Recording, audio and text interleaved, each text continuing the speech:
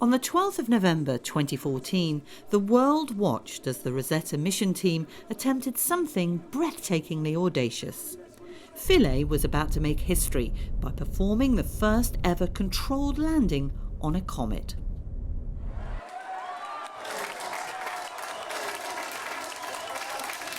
The lander sent back the first ever images from the surface of a comet and undertook 60 hours of science. Philae then went into hibernation, and apart from several brief periods of contact last summer, since July the 9th the lander has been silent. Philae's legacy is enormous.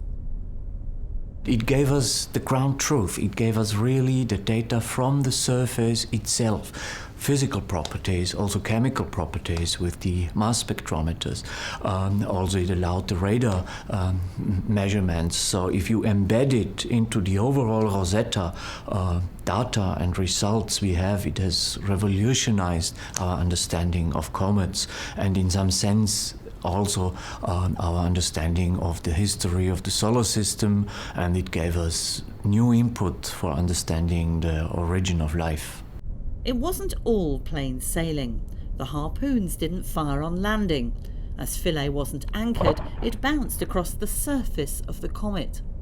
When the lander finally rested, its position meant Philae couldn't drill into the soil to collect samples for the different instruments. Instead, they went into sniffing mode, analysing the gases surrounding the comet and from scattered dust grains. 80% of its planned science was completed, with measurements from multiple landings across several locations providing unexpected benefits. This kind of investigation, comparing measurements in particular of the magnetic field of the nucleus and of the tensile strength of the surface, would not have been possible if Philae would have conducted its operation exactly as planned. So in a sense, this rebound was an opportunity for investigation that were not, which we had not even thought about.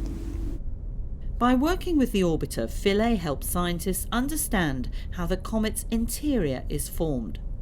Radio waves were transmitted between the lander and the orbiter to see how they were reflected and transmitted through the comet's nucleus.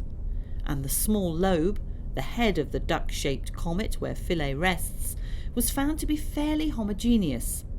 This sort of information, especially knowing how hard the surface is crucial for any future missions which may involve a sample return. For me, the Philae mission has been a great success, not only because it was the first landing on a Comet in 2014, but also because it has acquired great scientific data, which are now published in various scientific papers. So the success of Philae is already there, and it will be for posterity.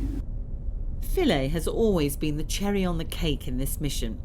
The main aim was to map and monitor the changes of a comet as it approached the Sun, reached its closest point and greatest activity at perihelion, and then follow the comet as it moves away from the Sun, including flying through the comet's tails.